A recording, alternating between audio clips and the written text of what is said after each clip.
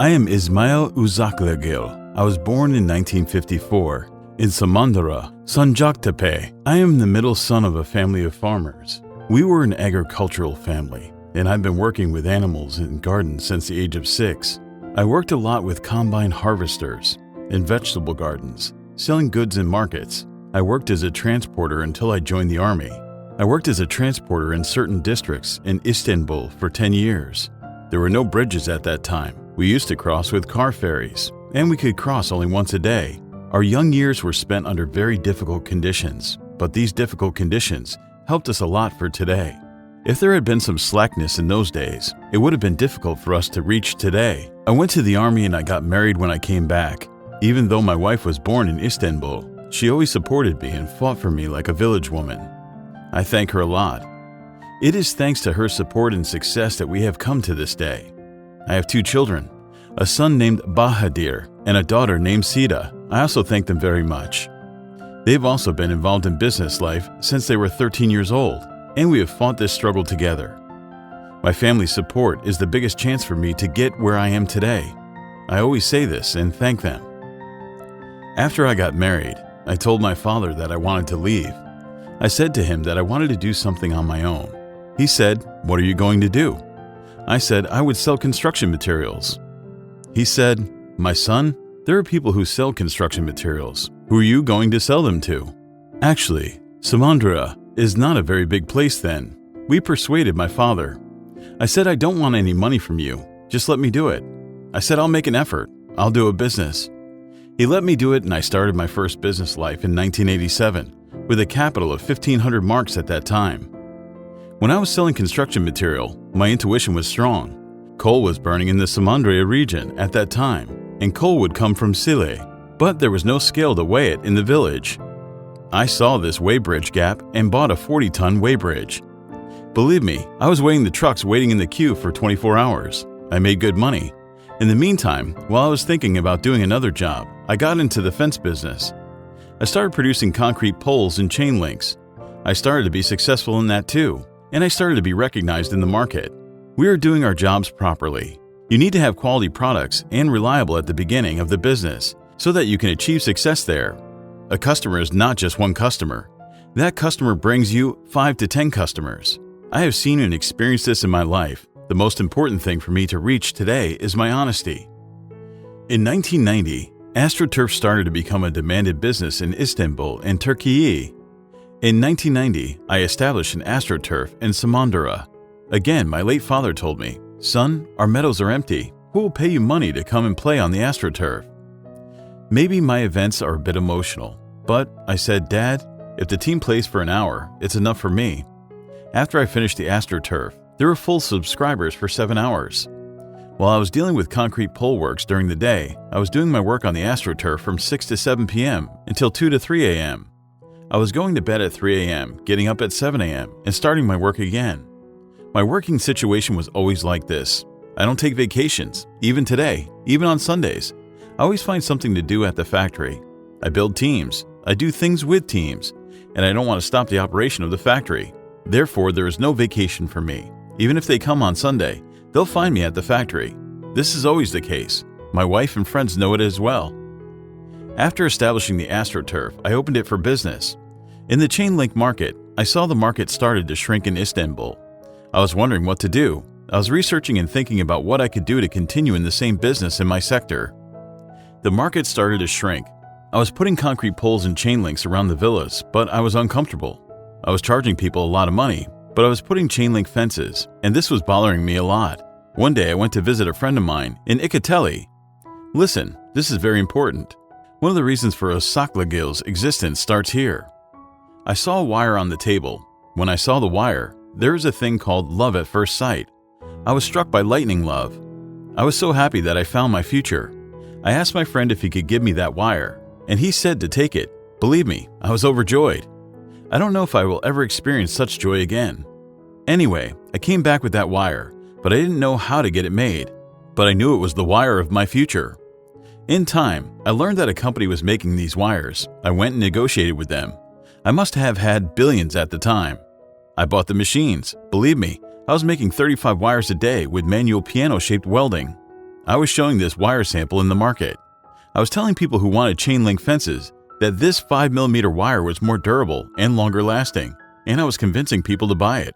I am one of the first to release these wires in Turkey, and I worked very hard to introduce these fences to the market. In 1990, after I bought the machine, I bought another semi-automatic machine. With this machine, I was producing 250 to 300 products a day. Gradually, demand started to come from the market. In the meantime, I bought another machine, so I bought a total of 3 machines, one after the other. The market was constantly buying goods from me. I did not set up a dealership system, but they were buying goods like dealers. The turning point of our business was participation in the Munich Fair. I went to the Munich Fair as a participant, of course, with the single panels we produced. After I saw new products there, I told our foreign trade manager about what we were dealing with and what was happening abroad.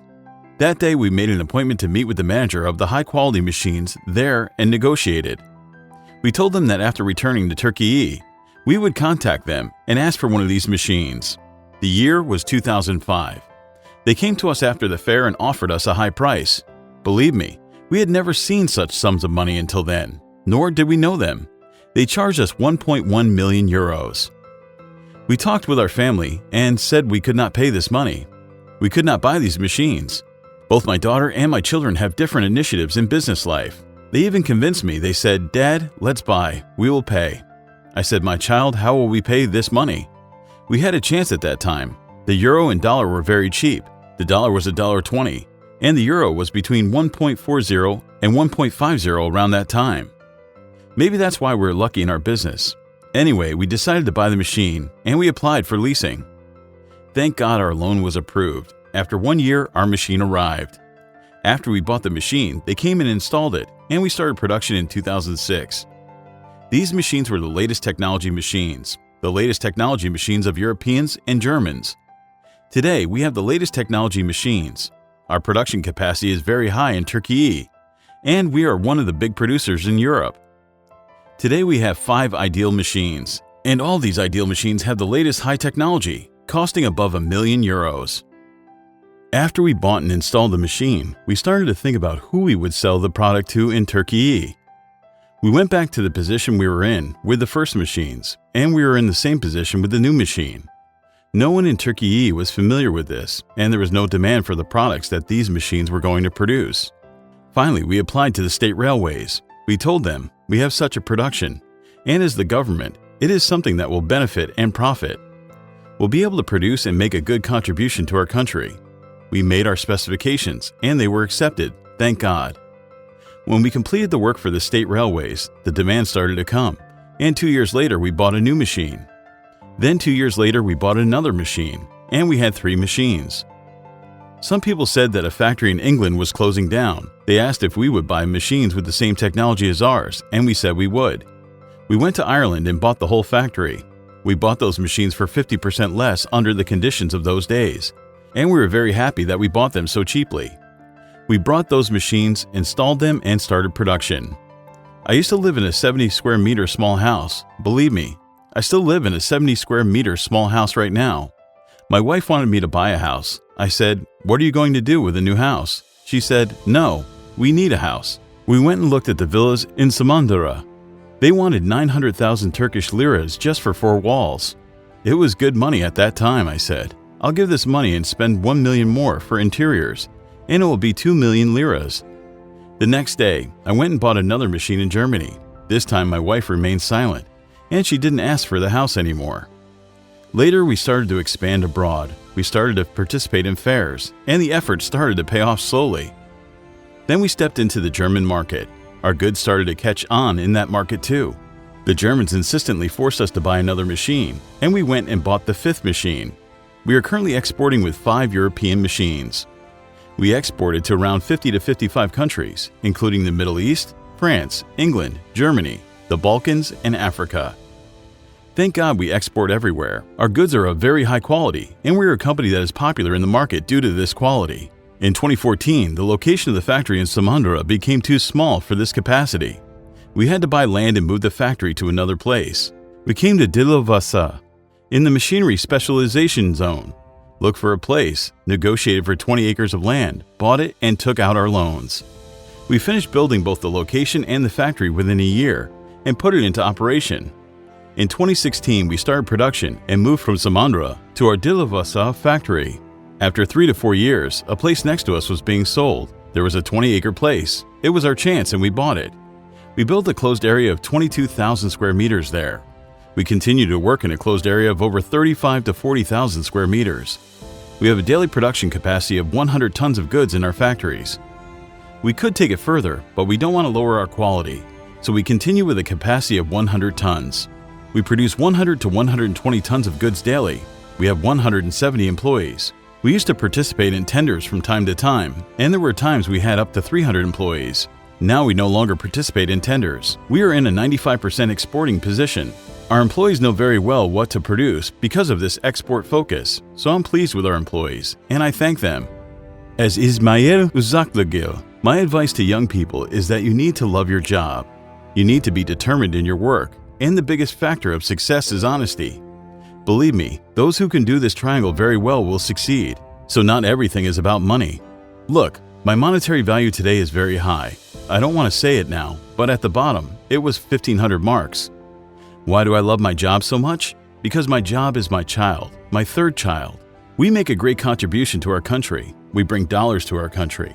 Believe me, this is our whole purpose. When I started my business, I struggled a lot to bring dollars to the country. I suffered a lot at fairs, day and night. But success is about loving the work, being determined, and being honest. You'll trust yourself. Trust is also very important. Those things always bring success. They lead you to success. It doesn't necessarily mean money. If there's money somewhere, it is difficult to achieve success. Achieving success without money is the most acceptable. Thank you very much for listening to my success story. I have told only 10% of the stories. I have shared the headlines. If we told the details, maybe days would not be enough. We worked in such a position. I thank those who listen to this. Everyone should know that the secret of success lies here. Thank you very much.